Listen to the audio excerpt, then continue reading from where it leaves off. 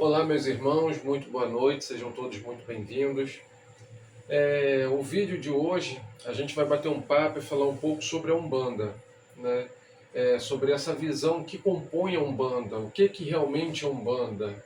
Todos querem Umbanda, todos falam de Umbanda, mas que Umbanda é essa, né? Então a gente vai estar batendo um papo aqui gostoso sobre a Umbanda com você que está aí nos assistindo, né? Eu, o Alque Jorge, estou por aqui, vou bater um papo com você. Aqui atrás está minha mulher, a Paola, né, que está operando aí vídeo e fazendo aí essas questões aí que eu não sou muito bom. E quem tiver dúvidas ou quiser fazer alguma pergunta, alguma colocação, fique à vontade, é só fazer aqui embaixo do vídeo, dando até sugestões para os próximos vídeos que vamos gravar, né, e que a gente pode estar abordando eles baseado numa colocação sua, tá bom? Gente, vamos então falar um pouquinho sobre a Umbanda. E aí vou pedir só para a Paula controlar o tempo, nós temos aí mais ou menos 40 minutos, tá, Paula? Nós vamos falar um pouco sobre Umbanda, que as pessoas falam, Umbanda, Umbanda Zélio, Umbanda... Primeira coisa quando a gente fala de Umbanda é o que tiver de livro sobre médium dando definição de Umbanda, esquece. Vamos para a ciência, vamos para os fatos históricos, que é isso que é importante, né? Toda vez que eu falo sobre Umbanda, é bom a gente refletir sobre o quê? Sobre uma sopa. Sopa de entulho? Como é feita a sopa de entulho aí na sua casa? Sopa de entulho, como você faz? Isso. Então, sua sopa de entulho leva batata doce? Sua sopa de entulho leva macarrão? Sua sopa de entulho leva feijão?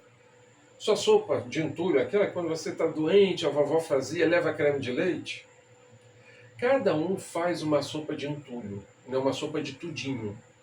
Então, se eu ver uma sopa com batata, cenoura, chuchu, vagem, milho e um pedaço de músculo, é uma sopa de entulho, é uma sopa de tudinho.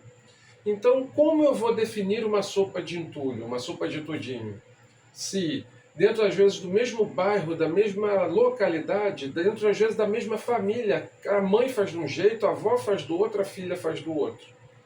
Não é porque uma coloca mais alho, a outra coloca mais batata doce, a outra coloca carne, a outra já não coloca carne, não quer dizer que vai descaracterizar a sopa de entulho. Então, eu sempre trago essa reflexão para que a gente possa compreender o que é a Umbanda, né? Porque algumas pessoas vão dizer o seguinte: a Umbanda é uma religião, uma primeira religião brasileira, genuinamente falando, que foi miscigenada, né, e que vem aí uma mistura da cultura, né, dos negros, dos índios, dos indígenas, perdão, dos negros, dos indígenas, do branco, e teve a Umbanda. Não é isso. Na realidade, não é isso. Porque historicamente a gente vai ver, e daqui a pouquinho eu vou falar sobre isso, historicamente a gente vai ver que a primeira religião classificada brasileira foi a santidade. Foi no século XVI.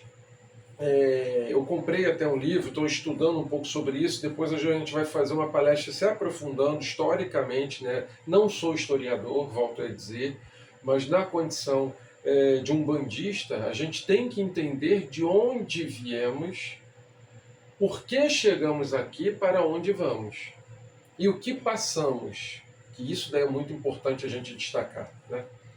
E aí, como é feita a sopa de tudinho? Só para a gente não se perder e continuar um pouco dessa reflexão. Se eu fizer uma sopa com macarrão, água, carne, músculo, vai ser considerado uma sopa de entulho, uma sopa de tudinho? Não, não vai, porque macarrão com carne caracteriza mais uma macarronada. Aí a gente começa a definir um perfil. E aí vem aquela questão, tá, mas se eu colocar abóbora, vagem, batata doce, taioba, e colocar no lugar de músculo, colocar um peixe, é válido? É válido, continua sendo uma sopa de tudinho. Então a gente vai ver que a Umbanda é exatamente isso. É essa brasilidade que nós temos, é esse amálgama de várias crenças, de várias influências, né, do islamismo, do catolicismo, do espiritismo, do candomblé, da macumba, da cabula, enfim, da santidade, né, da pagelança. Então a gente vai ver que tem várias influências que fazem o quê? A Umbanda. Por isso que a gente vai ver que às vezes dentro de uma própria cidade, mas isso daqui é Umbanda, sim, o que eu pratico. E isso daqui também que eu pratico é Umbanda. Então tem muitas ramificações. Mas o que é que centraliza? O que é que faz ser uma sopa de tudinho? É só misturar os elementos? Não. É misturar alguns elementos, que aí sim caracterizam a Umbanda. Por isso que a gente tem que tomar cuidado, que às vezes a gente, não, rotula, e tem muito babá, tem muito tata, tem muitos dirigentes de culto que, infelizmente, em vez de agregar e se juntar e vamos trocar, vamos nos confraternizar, às vezes eles acabam atrapalhando, ainda trazendo aquela cultura do racismo que ainda está intrínseco na nossa sociedade, principalmente, né, dos anos 1930, 1940, 1950, quando a Umbanda começou a tomar um certo corpo, uma forma maior, historicamente falando, e na década, nos anos de 1970, por exemplo, faziam giras no Maracanãzinho lotado de gente, lotado. O que hoje a gente vê de cultos em igrejas evangélicas lotando os estádios, nos anos de 1970, 1980, 1960, a Umbanda fazia isso. Era a Umbanda que tinha essa voz, esse papel ali, embora, lógico, a Igreja Católica, como sempre, tivesse muito destaque na sociedade, como tem hoje, mas nós, só para a gente poder elucidar melhor, nós não éramos a Rede Globo em audiência. Também não éramos a Record, a gente era um SBT, que de vez em quando a gente ficava ali no segundo lugar, às vezes até quase próximo do primeiro, mas não chegávamos no primeiro. Então essa alusão histórica que a gente pode estar fazendo para o cotidiano, para quê? Para a gente entender um pouco da história da Umbanda. E a Umbanda é exatamente isso. A gente vai ver historicamente, né, a influência da Umbanda. A Umbanda a gente pode colocar ali que ela é filha da macumba carioca. E a gente pode classificar ali que a Umbanda ela é neta da cabula. A gente pode estar classificando ali que a Umbanda também tem descendência direta da santidade, que na época, né, que os europeus vieram para cá, para o Brasil, teve-se muito esse encontro com os povos primários, né, com os indígenas. E com isso, o que é que ocorreu? Ocorreu uma mistura ali de catolicismo com a prática, né, dos indígenas, né, a prática tupi, a prática das etnias. E aí teve essa formação chamada santidade, que a gente vai estudar melhor mais para frente. Mas que ela foi, sim, a primeira religião brasileira, né, legitimamente, a primeira miscigenação, a primeira que deu uma misturada ali e começou a caracterizar o povo brasileiro. Mais à frente, a gente teve o candomblé, que o candomblé ele já vem como, né? Ele já vem. Às vezes as pessoas definem o candomblé como, não, o candomblé é um culto originário do Brasil, né? E que veio puro da África. Não. Né?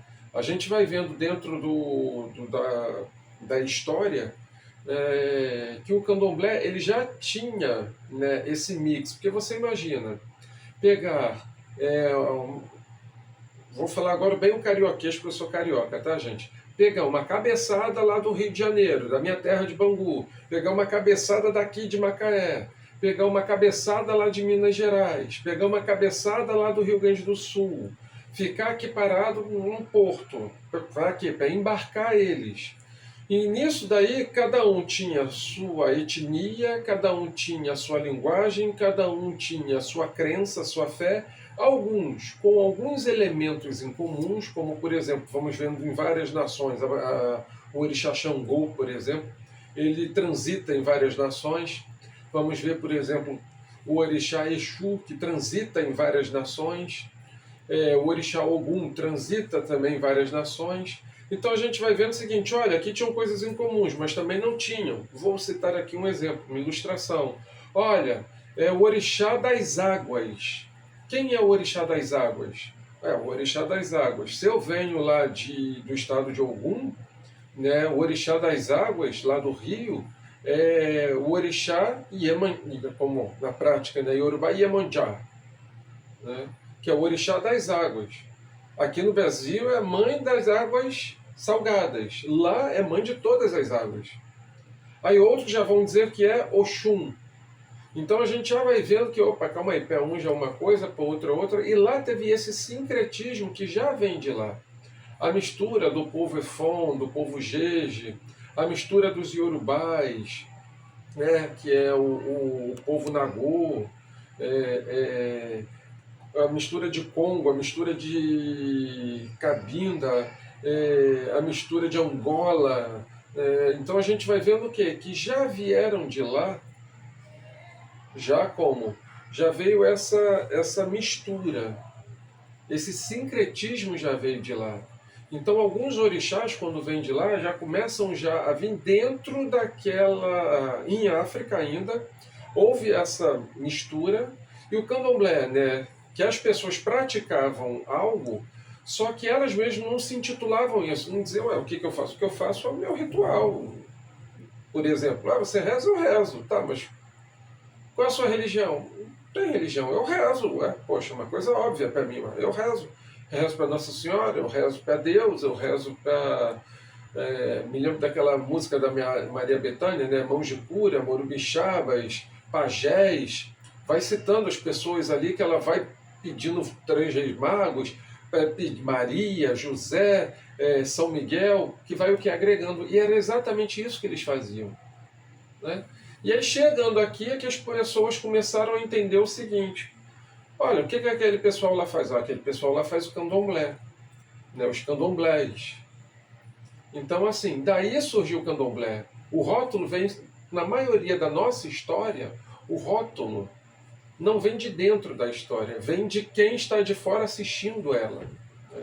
Nós vamos ver, recentemente nós estivemos lá no Rio, passamos pela Pequena África, passamos ali na Marquês de Sapucaí, Morro da Providência, terreiro ali da Tia Ciata, onde tem origem do samba, aonde tem origem do quê? Da Umbanda e da Macumba. Por quê? Porque macumba é um instrumento que recebe o nome de macumba por causa da árvore lá em África. No Brasil, historicamente falando, o exército, né, a guarda imperial, já teve ali uma orquestra de macumba, né, tem registro disso daí em jornal da época, né, que os macumbeiros, né, olha só isso, tocavam ali a macumba, né? Então vocês veem o seguinte, como a nossa história é rica e tudo isso se apaga, ninguém conta isso. Por que não? Primeiro, coisa de preto, né? Então não quero saber coisa de preto, racismo. Segundo, a questão da faixa social, coisa de pobre. Eu não quero saber de pobre. Como diria Justo Veríssimo, eu quero que pobre se exploda. Então, quanto mais apagar a nossa história, menos a gente o quê? Se reforça, se reafirma nela, se coloca. Por isso é importante o quê? A gente saber a história. Por isso é importante a gente entender de onde a gente veio, como chegamos aqui, né? E aí, falando sobre a macumba carioca, a prática, que tinha lá aquela questão do receber entidades, receber seus ancestrais, que era muito forte isso, essa prática de receber os ancestrais, receber ali. Lembre-se que os iorubais só vieram mais para frente. Então, nessa época, não tinha orixá, não tinha Exu, não tinha Ogum, não tinha Iemanjá, não tinha Xangô. Eram o quê? A estrutura toda era Bantu, ou Banto, né? Então eram os inquinces. Então o baculo. Então o que eles recebiam ali? Recebiam entidades, né? Recebiam índios, os indígenas, né? Só que o povo originário se manifestava ali, recebiam seus ancestrais, que era o famoso preto velho, e também tinham algumas manifestações ou outras ali a esmo. Isso tudo em meio ao quê? Em meio àquela coisa nossa, aquela coisa carioca, que é o quê? Carioca, eu sempre falo isso, né? Minha família, quando chegou aqui em Macaé, eu brinco, né? Que eu falo, o pessoal sabe onde a gente mora da outra esquina. Por quê? Porque a gente não fala, a gente grita, a gente gesticula, sabe? Tudo pra gente é motivo de festa, tudo pra gente é motivo de comemoração. E é exatamente isso. É a gente comemorar, é a gente celebrar, é a gente fazer o quê? Né? Se reunir. Então, isso é característica do quê? Do carioca, que é a característica do povo que se formou ali no Rio de Janeiro, que é a característica da macumba. E nesse local tinha uma musiquinha super 10 tocada ali, que era uma musiquinha, um ritmo tocado em cima de um instrumento. Que instrumento era esse? Macumba. Então, ô fulano, oi, ô José, João, oi. Você vai lá no... Ai, meu Deus, qual é o nome do local? Lá naquele que toca macumba, lá na macumba, tu vai lá na macumba hoje? Vou, hoje eu não perco. Ih, rapaz, hoje estamos juntos lá. Opa, hoje eu também estou junto disso. E aí, para quem ia na macumba, ver os macumbeiros tocando, acabou se tornando um macumbeiro. Só que tinha manifestação mediúnica, tinha consulta, tinha o passe, tinha os rituais. A gente vê esse mesmo movimento em paralelo acontecendo com o quê? Com outro ritmo, chamado samba. Fulano, vai lá no samba hoje? Vou lá no samba, não perco. Opa, hoje estamos juntos. O samba lá, ó, tá dentro. Estamos dentro, lá no samba. Vamos no samba? Vamos. E tinha o batuque, tinha aquela coisa toda. E a gente vê que também tinha a confraternização, a famosa mesa de Umbanda vem com essa influência da macumba, que tinha um comes e bebes, que era muito comum a pessoa que passar semana, passar dias trabalhando direto, aquele momento de lazer, um momento de descontração. Gente, um momento de intimidade. A gente vai falar muito disso daqui, né? Tanto é que eu até brinquei com minha mulher, que chegou lá no Rio, tinha isso estampado na cabeça na camisa de um moço lá. Eu falei exatamente isso. Carioca, conhece uma pessoa, parece que é logo amigo e já vira o melhor amigo para sempre. E é isso. É aquela coisa do carioca que herdou, que vem exatamente desse movimento, né? De chegar, bater um papo com o outro, já abrir a vida, já vamos tomar um negócio, vamos tomar uma cerveja, vamos tomar um guaraná, vem cá, vamos continuar falando da vida. Nossa, tua vida é difícil com isso, e a minha também é, de levantar pontes, encontrar pontos em comuns. Rir, tirar graça, tirar sarro desses pontos em comuns, se apoiar nas dificuldades, trocar experiências na questão de saúde, na questão de problemas que não deram certo. Isso daí foi se criando historicamente essa cultura. E a Umbanda herdou isso daí de quem? Da macumba carioca. E o interessante nisso tudo é o quê? A gente vai avaliando e vendo o seguinte, que a pessoa chegava lá, tomava uma cerveja, falava, olha, a semana toda... Gente, por favor, vou falar uma coisa seríssima agora, que é racismo isso. Né? Igual tem pessoas da minha família que falam, ah, não, filme nacional, Deus me livre, esse país não presta, vou ver coisa nacional, então para quê? Para eu emburrecer? Olha isso. Olha o mecanismo do colonizado para o colonizador. Olha, tudo que é seu não presta, o que é meu é superior. Quantos filmes nossos temos de alta qualidade, elogiado por críticos franceses, porque assim, quando a gente fala de teatro, cinema Estados Unidos, não, porque isso daí vem da França. Quantos deles elogiam a gente? Hoje em dia tem Bollywood lá na Índia, que também fazem um sucesso maravilhoso. E a gente no Brasil continua com essa coisa da cultura do, olha, o que é desse país é ruim. Por que é ruim? Porque é coisa de preto, porque é coisa de pobre, porque é coisa de indígena, porque... preconceito que está intrínseco em nossa sociedade. Por isso que eu falo, não adianta, não tem problema, não sou racista. Não basta não ser racista, devemos ser antirracistas. Devemos combater esse pensamento colonial dizendo que tudo que é nosso é ruim, é péssimo. Pelo contrário, o celeiro do mundo é alimentado por aqui. Camarada, se o Brasil fechar as portas, o mundo vai ter um problema muito sério. Então não vem querer dizer o seguinte, não, que é coisa ruim, é coisa da senzala, é coisa de preto. Não, camarada. Pelo contrário, o maior espetáculo popular, cultural do mundo é o nosso, que é o nosso carnaval. E aí vem um monte de gente criticar, colocar defeito, demonizar, tentar desconstruir isso. Para com isso. Para. tiveram pessoas que trabalharam maravilhosamente pelo carnaval. E é nesse mérito que eu queria entrar aqui, porque nós tivemos um Exu, e eu não posso deixar de falar nele, até porque é um conterrâneo, né, de Mãe Cacilda, o Exu Rei Sete da Lira, que foi um Exu revolucionário. Por quê? Porque ele colocou o nome da Umbanda em outro patamar. O camarada fazia gira, assim, ele com 3.000 pessoas assistindo, jogava lá a cachaça dele lá e falava, ó, esse povo aqui está curado, tem um monte de gente curada de lá. Ou volto a dizer, o que hoje as igrejas fazem é um ritual que foram abafando e apagando, mas o pai dessas igrejas, na realidade, vieram de religião matrizes africanas, de religião de matrizes brasileiras, de formação estrutural nossa, do nosso povo, e que hoje em dia criticam e cultuam outra religião, um outro Deus na visão deles, mas pegam a mesma estrutura, o mesmo ritual e fazem lá. Vocês vão comparando, vão vendo que é o seguinte, o que Sete da Lira fazia no terreiro e que muitas pessoas hoje fazem na própria televisão, a prática, a estrutura é muito parecida.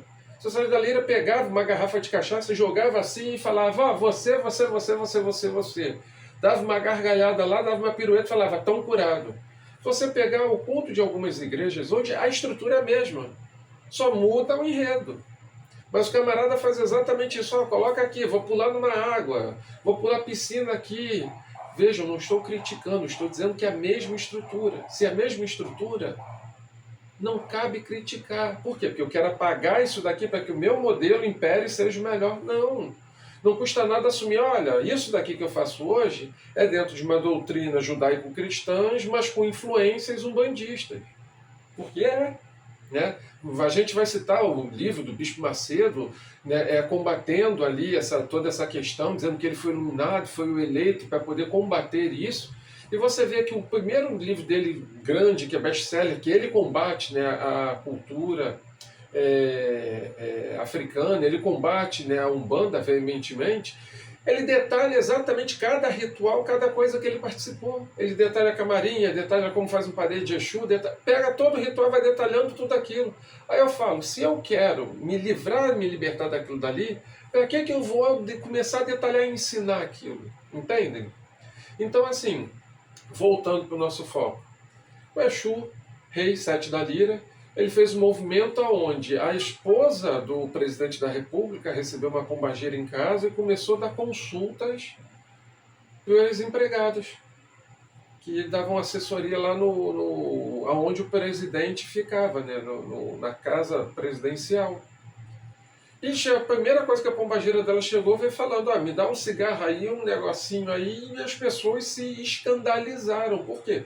Uma mulher fina, primeira dama, que não bebe, que toma chá fazendo isso, fumando cigarro, bebendo caixa num copo grosso de botiquim, ó. Então, por quê? Porque essa a nossa prática.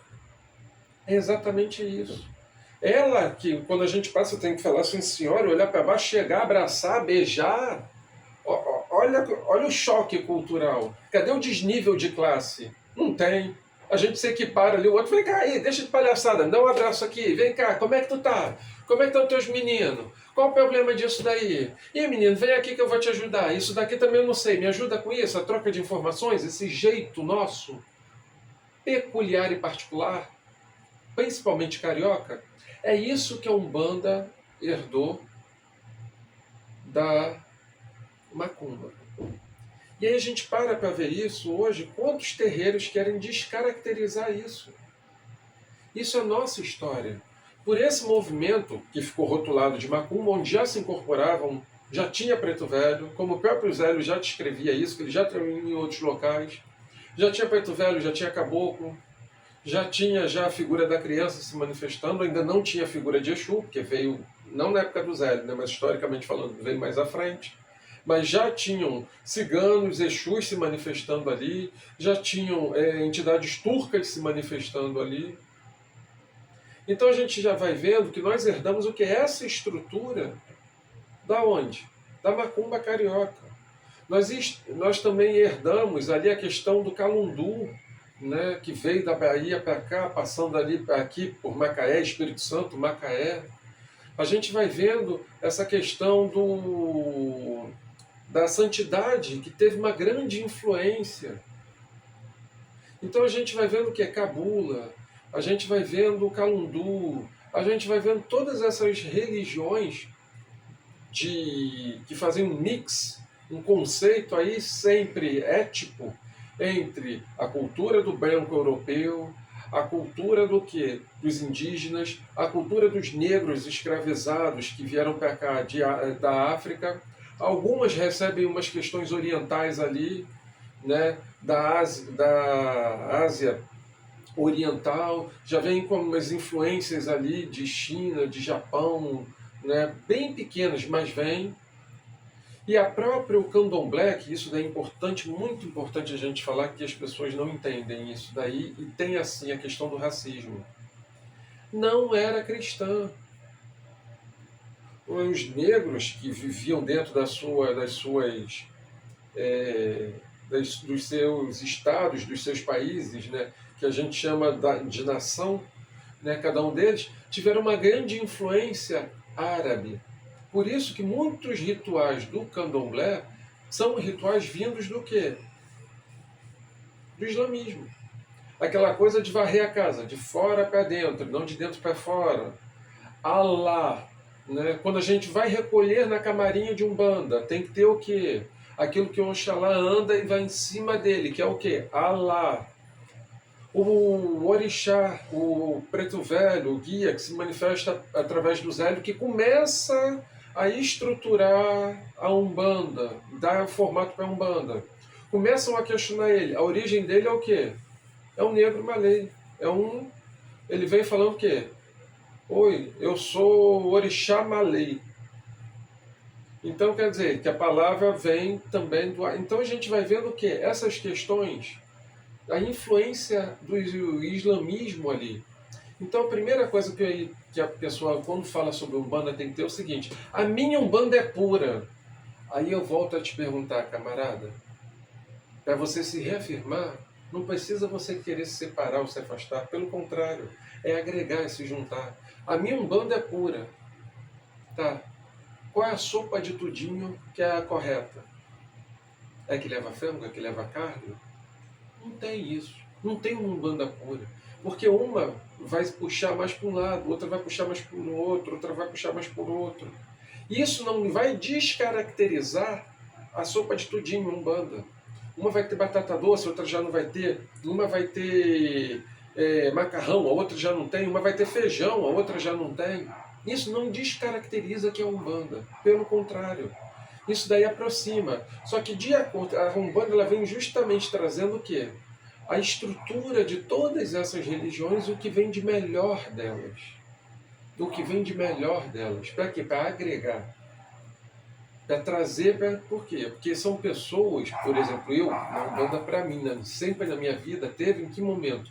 Em que condições? Justamente dizer o seguinte: meu filho, aqui a gente agrega e recebe a todos de coração aberto. Não tem isso. Não tem isso. Ah, mas eu quero me prender ao ritual tal e ao dogma tal. Um exemplo, eu estou aqui com minha guia de meu pai Ogum. Ah, mas a guia de Ogum, da onde eu venho, da cultura que eu venho, da minha família de Umbanda, é vermelha e branca. Ah, mas guia de Ogum é azul e branca. Se não for azul e branca, não tem Ogum. A Umbanda vai dizer não. A guia de Ogum, ela é azul e branca para você. Para ele é vermelha e branca. Quem está certo? Todos os dois. Ela não vem para dividir, pelo contrário, ela vem para somar, ela vem para agregar. Lembra da influência da macumba carioca de chegar e trazer junto, vem cá, vamos conversar, isso aqui. Não tem essa coisa de escandalizar, pelo contrário, não tem essa coisa de infringir o moral. Ah, meu Deus, por quê? Porque a visão dos atavismos que a gente carrega, sabe? Ah, não, porque senão vai acontecer isso, o orixá vai castigar. Não tem isso na Umbanda, o orixá não castiga. Na Umbanda, pelo menos não, pelo contrário. Ele agrega, ele acolhe, ele ampara. Ah, traz aqueles atavismos da Igreja Católica, do eu, céu e inferno, né? Que isso permuta. E o papel da Umbanda, que a gente vai começar a trabalhar aqui, é exatamente isso. que não tem esses atavismos negativos. Pelo contrário, tem os atavismos positivos. Então, assim, tá quanto tempo aí, Paola, que eu não sei? 29. Gente, perfeito. Então, a gente tem ainda 10 minutinhos aí ainda. Então, o papel da Umbanda, pelo menos para mim, para minha vida, é esse. Qual a definição de Umbanda que você dá, Walker? É a sopa de tudinho. Ah, mas a Umbanda que eu faço é a certa, é a que fulano faz, a Umbanda Omblé, com termos pejorativos. Gente, não cabe. A nossa história foi tão sofrida, estuda a nossa história. Para de pegar livro de médium aí que só quer ganhar dinheiro e inventar coisa, e pega, assim, livros históricos. Vamos estudar, galera, parar com isso. Vamos pegar a história do nosso país, que é linda. Vamos pegar a história da nossa religião, dos nossos ancestrais. E vamos entender ali, olha, por como eu cheguei aqui. Eu sou fruto de que meio? Caramba! E aí a gente vai bater no peito e vai dizer assim, com felicidade, dizer o seguinte, eu sou um bandista. Eu fui e faço parte, e sou e serei, de uma religião onde sofreu preconceito, foi perseguida. Assim, tivemos vários fatores aí que tentaram nos calar, historicamente falando. Já fomos destaques de um Maracanãzinho lotado de gente para fazer gira, para participar. Já fizemos já coisas curas e questões assim na TV, de mexer com esse país. E fizemos e fazemos curas, modificações morais, coisas que assim as pessoas ficam perplexas. Nossa, tem isso lá? Eu falo, tem. Eu até brinco, que é uma frase muita que vocês vão ouvir eu falando. Ah, isso é coisa de santo. Ou então minha frase, né? Ah, isso daí são as coisas todas de meu Deus do céu. Então, isso daí é Umbanda. Só que a Umbanda ela tem uma base principal que a gente vai começar a estudar aqui. Vendo a base ética. Não vou falar de moral, porque moral é um conceito de uma determinada localidade. Eu vou falar de ética. Do famoso conceito que vem lá do candomblé Queto, o conceito Yorubá, né, que vem trabalhar o Iapelé, que é o conceito do quê? Do axé para mim, de acordo com o caráter moral, de acordo com o quê? Com a ética. Por que eu não devo fazer isso? Porque isso é contra axé. E aí a gente vai aprender e ver aqui que a melhor coisa que tem, o melhor que tem, não é eu chegar e pagar, vou pagar 15 mil reais por uma deitada, não. É eu ter uma coisa chamada ética, né, que dentro da cultura iorubá traz muito pra gente, que é o quê? É ser feliz no agora. É eu comer bem, é eu viver bem, eu vou falar uma coisa que as pessoas vão se escandalizar, transar bem. É aquilo, eu tenho minha mulher aqui, eu quero desfrutar do melhor. Não é do melhor que está por vir lá na frente, do melhor que Deus está me proporcionando, que o Batala, que o Oxalá está me proporcionando agora, nesse momento. Isso é a benção. Isso é o meu axé. É esse ar que eu estou respirando, eu bater um papo com você, eu poder te olhar nos olhos e você olhar nos meus olhos. E entender o seguinte, olha, Walker, tenho 8.000 defeitos, mas graças a Umbanda, eu tenho 8.000 defeitos. Porque se não fosse a Umbanda, eu teria 247.000 defeitos. Graças a Umbanda, eu não faço muitas coisas que eu olho para trás e vejo, gente, eu não faço mais isso. Graças a Umbanda, sabe, eu sou feliz, eu consigo ver felicidade, eu consigo ver Deus, eu consigo ver os orixás, eu consigo ver a força criadora presente, matricial, motricial, que nos move, nos alimenta a todo momento, dizendo, filhos, vamos para frente. E que Deus e a bênção se faz através disso, das relações, eu, você e eu, você com as suas pessoas, eu com as minhas pessoas. Porque não adianta nada, quer ver? Ó? Deus, quero uma Coca-Cola agora. Em o nome de Deus, eu quero uma Coca-Cola agora. Amor, mata uma galinha agora aí, que Oxalá vai me dar uma Coca-Cola agora. Não é assim que acontece. Não vai vir. Vai vir através do quê? Da relação. Por isso que muitas das vezes eu tenho ali, como fala, quando dou uma carta para representar a pessoa, é uma procuração. Por isso que eu sou procurador. Eu sou procurador de Deus. Ele me dá uma procuração E aí eu represento ele na vida de alguém que eu posso abençoar. Aí eu te pergunto, meu irmão, quando foi a última vez que você abençoou alguém? Quando foi a última vez que você se fez presente na vida de uma pessoa, não querendo receber algo em troca, porque isso é contra-axé, mas sim só abençoar ele por ver a felicidade dele. Por si só, olha, ele está feliz, isso me basta. Isso é prática da Umbanda. É isso que a gente vai estudar aqui. A ética, o porquê dos problemas que a gente passa. A gente vai ver muitas e muitas coisas bacanas e legais. E quebrar alguns paradigmas, algumas coisas de que, ai, meu santo está me dando uma surra. Ih, meu filho, tu não tem noção. Tem minha ação, olha que tu não tem noção. Brabíssima. Vamos tirar um pouco desses conceitos, porque às vezes a gente mistura na sopa de tudinho. Se eu misturar um feijão preto, igual, né, um feijão preto, na sopa, colocar ali um alface, um creme de leite, um milho, é uma sopa que eu fiz, de tudinho mas não vai ficar boa. Por isso que a gente tem que entender e saber misturar. Eu não estou dizendo que eu faço o certo, não é isso. Ah, mas você faz o certo. Não, não é isso. Mas a gente buscar racionalmente o que há de melhor em cada uma religião, em cada um movimento filosófico, em cada um movimento religioso que compõe ali a estrutura da Umbanda, para entender e absorver e beber ali o que? O melhor conceito dali. Senão a gente vai fazer igual algumas pessoas fazem, e eu particularmente não vejo lógica, porque se eu vejo alguém jogando búzios, referência de búzios é culto tradicional iorubá, alguém feito em Ifá, perfeito? Perfeito. Aquela pessoa dali está habilitada para fazer aquilo. E aí vamos ir lá em Ifá, vamos chamar um babá que jogue búzios, para dizer o seguinte, babá, e essas pessoas que pegam, jogam búzios e falam, oi, tudo bem, tudo bom? Ó, Paola, você está minha mulher aqui para Cristo. Paola, ó, joguei aqui búzios, você trabalha com a Maria Padilha das Sete Estradas, do quinto raio do arco-íris místico gospel, do cântico canônimo de si bemol. Desculpa, gente, isso não cabe. Por quê? Porque dentro do jogo de búzios, dentro da cultura do Ifá, são os odus que caem ali. Se cai odu, eu não tenho como ver coisas tipo a Maria Padilha das Sete Estradas. Então, de onde a pessoa está tirando isso? Ah, estou tirando porque eu sou médio e na hora me sopram. Então, está começando a misturar as coisas errado. Se te sopram, e se é para jogar búzios, é para o búzios responder, não é para a sua intuição atropelar o que aquele ritual ali está fazendo. Por isso a importância da gente entender as coisas. Porque o objetivo não tem que ser agregar filho de santo, igual muita casa tem, até porque tem algumas que têm questões de interesses financeiros, outras interesses de favores, não. O objetivo é fazer as pessoas felizes.